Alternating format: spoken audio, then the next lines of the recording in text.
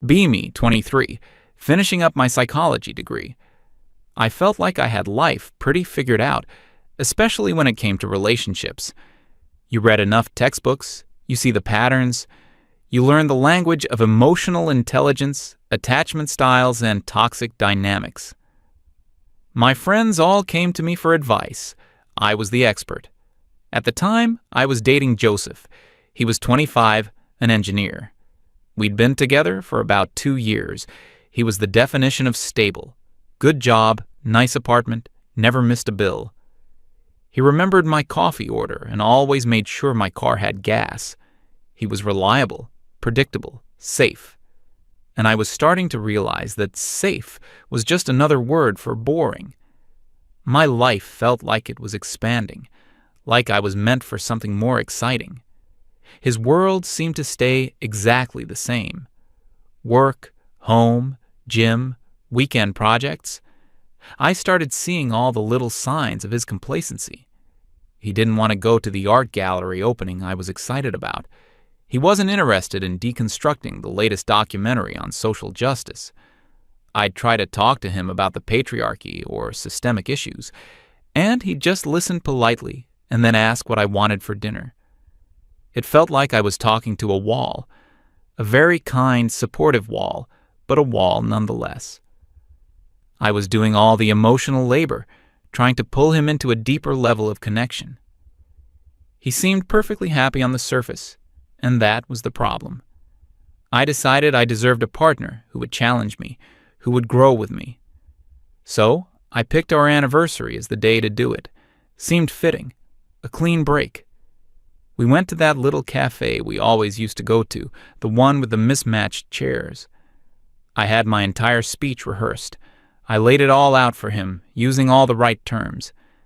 Explained that our growth trajectories were diverging.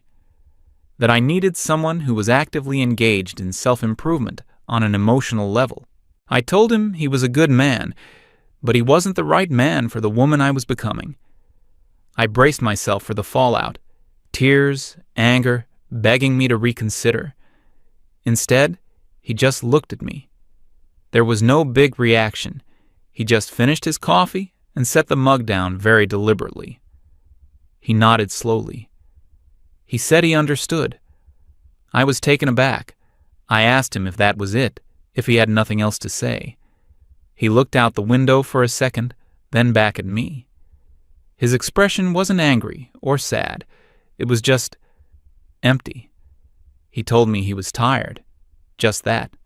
Not tired of me, specifically, just tired. He said he was tired of feeling like he was always doing something wrong, even when he was trying his best. He wished me luck with my growth and said he hoped I found what I was looking for. Then he stood up, left a 20 on the table, and walked out. I sat there for a good 10 minutes, stunned. The lack of drama was almost an insult. It was like our 2 years together didn't even warrant a fight. But then I reframed it. Of course he didn't fight. It was passive aggression, a classic sign of toxic masculinity. He couldn't express his emotions properly, so he just shut down. This realization actually made me feel better. It validated my decision completely. I immediately texted my best friend, Gloria. "It's done. I'm free." She replied instantly with a string of champagne bottle emojis. We met up for drinks that night to celebrate my newfound independence. Gloria was on the same wavelength as me. We spent hours talking about how men needed to evolve, how they were emotionally stunted and couldn't keep up with strong women. We felt so powerful, so sure of ourselves. I posted a story online, a picture of my cocktail with a caption about knowing your worth and refusing to settle. The next few weeks were a blur of excitement. I downloaded all the dating apps.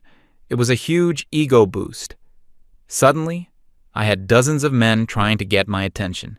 It was a complete reversal from my life with Joseph, where I felt like I was the only one putting in any effort. I went on a few dates. Some were duds, but it was all part of the fun. Then I matched with Gene. His profile was magnetic. He was a photographer or a musician or something creative and interesting. He had pictures of himself traveling, at concerts, with a big group of cool-looking friends. He was exactly the type of man I'd been dreaming of. Our first date was incredible. The conversation just flowed. He was witty, charming, and he actually listened. He asked me about my studies and seemed genuinely fascinated. He wasn't like Joseph at all. He was spontaneous and unpredictable. We ended up staying out until 2 a.m. just talking. It felt like a movie. For the next month or so, things with Gene were amazing. He'd text me in the middle of the day to say he was thinking of me. He'd show up at my apartment with takeout from that new Thai place I mentioned wanting to try. He was passionate and intense. It was everything I thought I was missing.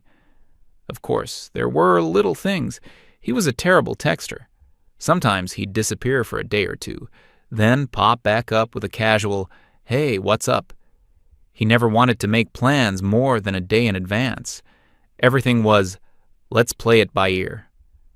I brought it up with Gloria, a little worried. She told me to relax.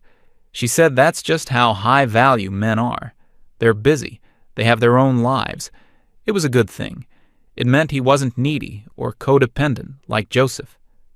That made sense to me. I was an independent woman. I didn't need a guy who was attached at the hip. So I ignored the little pit of anxiety in my stomach. Around this time, Gloria started having problems with her own boyfriend. He was another one of the stable types, worked in finance. Very sweet, very dependable. Gloria had been trying to fix him for months, getting him to go to therapy, to be more emotionally vulnerable, to take up salsa dancing with her. One evening, she called me, sobbing. He'd broken up with her. She said he came over, packed a box of his things, and told her it was over. His reason was baffling. He said he just wanted to be left alone. He told her he was tired of feeling like a project that needed constant improvement. He just wanted to come home from his stressful job, watch sports, and not have to have a deep, soul-bearing conversation every night. Gloria was furious. Can you believe the nerve? He'd rather watch football than work on our relationship. I comforted her, of course. I told her he was a coward, that he was afraid of true intimacy, that he couldn't handle a woman who challenged him to be his best self. We spent the night trashing him and all men like him. It was us against the world of emotionally unavailable men.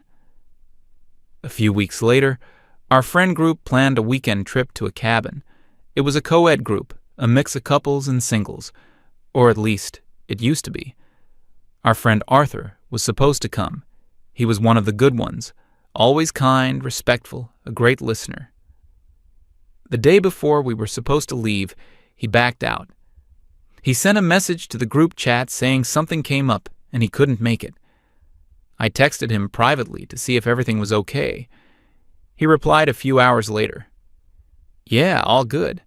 Just gonna help Joseph with his project car this weekend. Catch you guys next time. I thought it was weird. Arthur didn't even like cars. And why was he hanging out with my ex? They were friends, but not that close. The cabin trip felt off. The gender balance was skewed.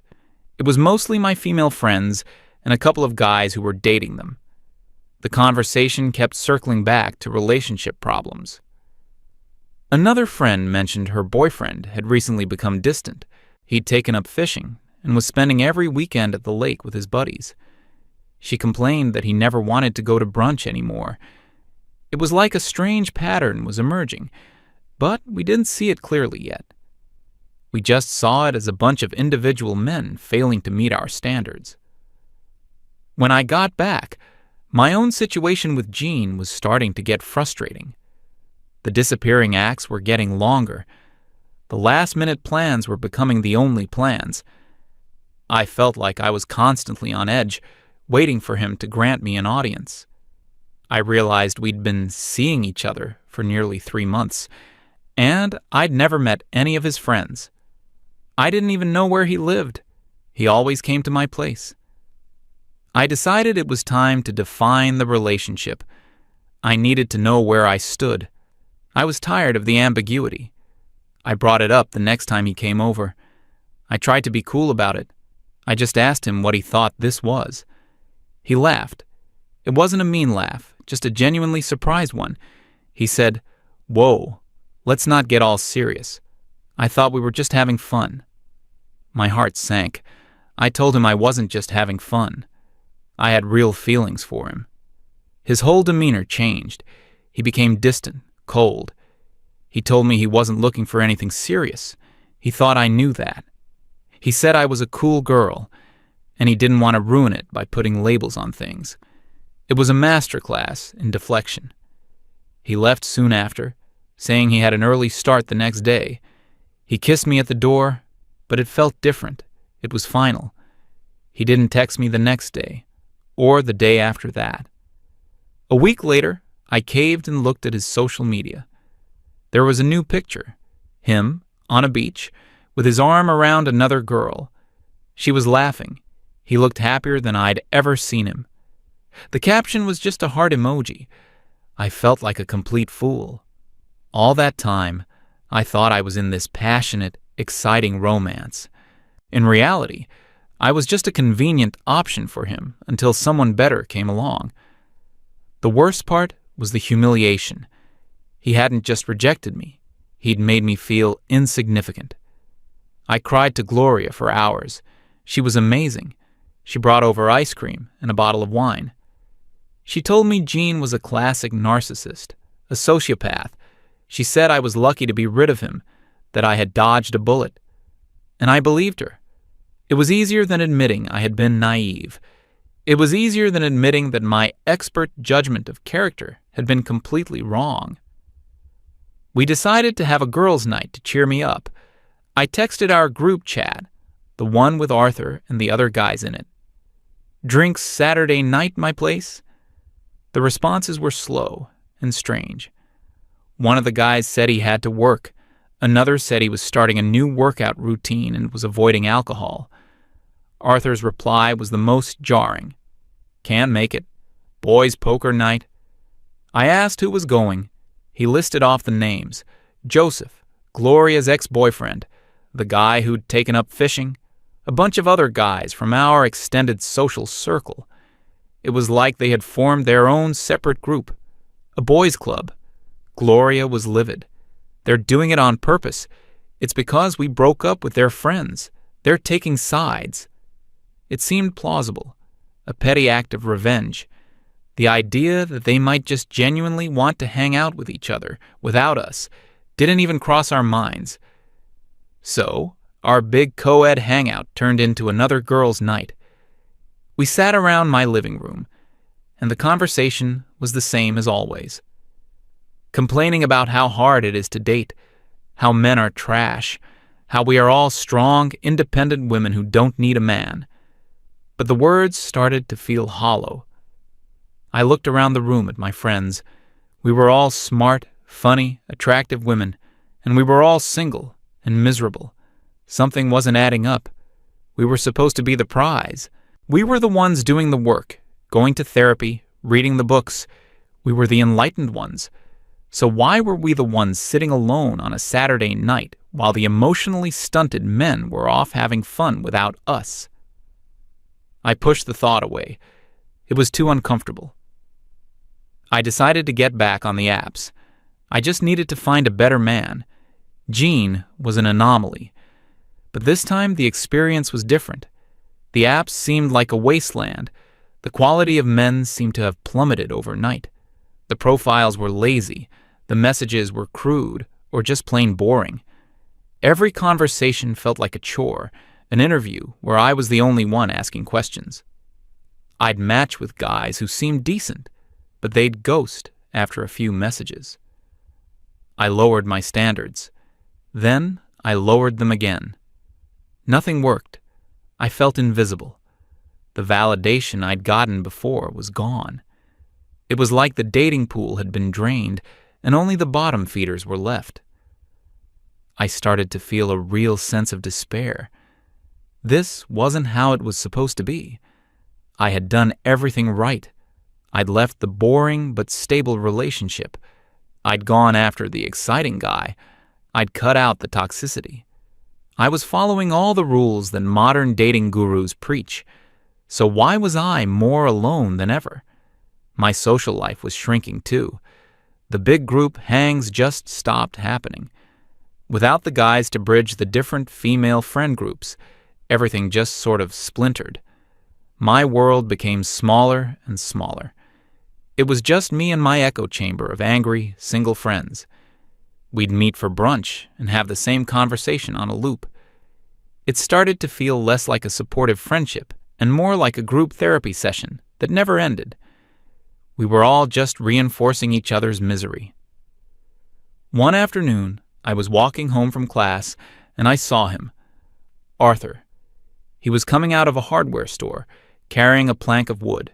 He looked different, more relaxed, healthier. I called out to him. He seemed surprised to see me, but he smiled politely. We made some awkward small talk. I asked him what he was up to. He told me he was building a bookshelf. He'd gotten really into woodworking. He showed me a picture on his phone of a coffee table he'd just finished.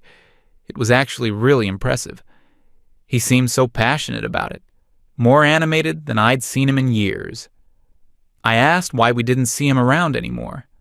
I tried to make it sound casual, like a joke. Don't like us anymore? He didn't laugh.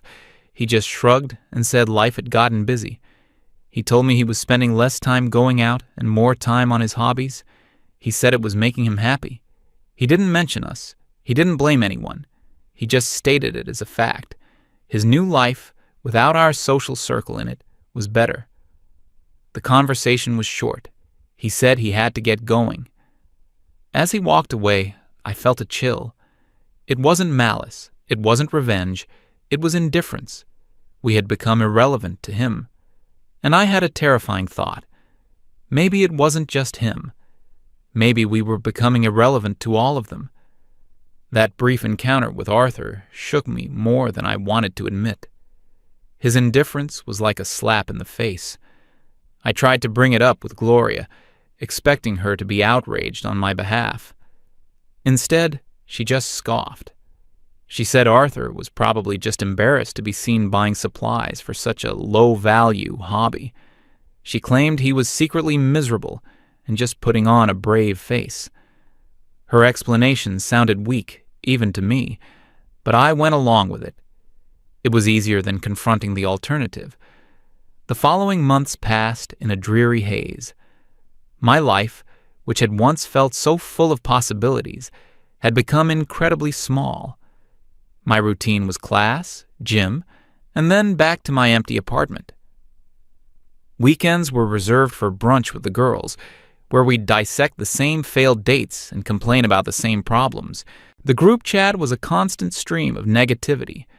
Every conversation felt like we were picking at a wound, never letting it heal. One of our friends tried to set me up with her cousin. She described him as a nice, stable guy, the same words I once used for Joseph.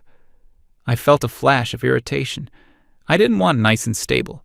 I wanted excitement. But desperation won out. I agreed to meet him. The date was excruciating. He was a perfectly pleasant person. He had a decent job. He was polite. He asked me questions about myself. But I couldn't stop my mind from judging him. His shirt was a little wrinkled. His jokes were a bit lame. He talked about his fantasy football league. I felt nothing. No spark, no chemistry. It was like I was going through the motions. I ended the date early, making up an excuse about having to study. I knew I was being unfair. He was probably a great guy for someone. But he wasn't Gene, and he wasn't what I thought I deserved. I felt a strange sense of loss for the easy comfort I once had with Joseph, a comfort I had mistaken for boredom. I pushed the feeling down. I was just in a slump. One Saturday afternoon, I was driving home and took a detour to avoid some traffic. The route took me past a local park near an industrial area. I saw a few familiar cars parked on the side of the road. Curiosity got the better of me. I slowed down and looked. There, under a big shady tree, was a whole group of them. Joseph, Arthur, Gloria's ex, the fishing guy. They had Joseph's old project car there, the one he was always tinkering with. The hood was up. They weren't just standing around. They were busy. Joseph and another guy were leaning over the engine. Arthur was sanding a piece of trim. A couple of others were sitting in lawn chairs, cleaning some tools and talking. There was a grill set up, and one of them was flipping burgers. It wasn't a party. There was no loud music, no girls around. It was just calm, productive. They were working together on something tangible. They were laughing. Not loud, obnoxious laughs, but easy, comfortable chuckles. They looked completely at peace, happy even. I just sat in my car, watching them for a few minutes. There was no drama, no tension. No one seemed to be trying to impress anyone else. They were just existing, enjoying each other's company and working towards a common goal. I felt a pang of something I couldn't quite name. It was envy. My social life was built around complaining and analyzing. Theirs was built around doing. I drove away before they could see me, my mind racing. My entire worldview was starting to crack. We had written these men off as simple, boring, and emotionally inept. But from where I was sitting, their lives looked a hell of a lot more fulfilling than mine. They had a community, a brotherhood. They had purpose, even if that purpose was just fixing an old car. What did I have? A string of disappointing dates and a group of friends who were just as lost as I was. The loneliness really started to hit me hard after that. The nights felt longer. My apartment felt bigger and emptier. I would scroll through my phone, looking at old pictures of me and Joseph. Pictures from a hiking trip, a holiday dinner with his family, just a stupid selfie on the couch. He was smiling in all of them. A real, genuine smile. I had told myself he was unhappy, that he was unfulfilled. But looking at those photos, I couldn't see it. I just saw a guy who was content to be with the person he cared about. I started to wonder if I had made a terrible mistake. Maybe the problem wasn't his lack of emotional depth. Maybe the problem was my inability to appreciate his quiet strength. The final nail in the coffin was my 24th birthday. I had hyped it up for weeks, planning a big night out with all my friends. One by one, they started flaking. Gloria had a family thing come up. Another friend had to work late. Another just felt too drained to go out. In the end, my big birthday celebration was just me and two other friends at a half-empty bar. We tried to have fun, but the energy was just off. We took a few sad-looking selfies and called it a night by 11 p.m. I went home and sat on my couch in the dark, still in my party dress. I had never felt so utterly alone in my entire life. This was my empowered life. This was the result of choosing myself. It was pathetic. I picked up my phone, my fingers hovering over Joseph's contact info. I hadn't deleted his number. I told myself it would be pathetic to text him. He had moved on, but the silence in my apartment was deafening. I just wanted to hear a familiar voice. I typed out a message. "Hey, just thinking of you. Hope you're doing well?" I stared at it for a long time, then deleted it. It was too transparent. I needed a reason to see him, a real-world excuse. A few days later, my car started making a weird noise, a rattling sound from under the hood. In the past, I would have just called Joseph. He knew everything about cars. It was the perfect excuse. I knew the general area where he worked. I also knew he usually went to a specific auto parts store nearby during his lunch break. It felt manipulative and crazy, but I didn't care anymore. I drove over there around noon, my heart pounding in my chest. I felt like a stalker. I parked and went inside, pretending to look for windshield wipers. I wandered the aisles for what felt like an eternity. Just as I was about to give up, I heard his voice. He was at the far end of the store, talking to someone at the counter. And he wasn't alone. Arthur was with him. My stomach dropped. I almost turned and ran, but I forced myself to walk towards them. Joseph had his back to me. He was wearing a simple work polo and jeans. He looked good. He'd definitely been hitting the gym. His shoulders were broader.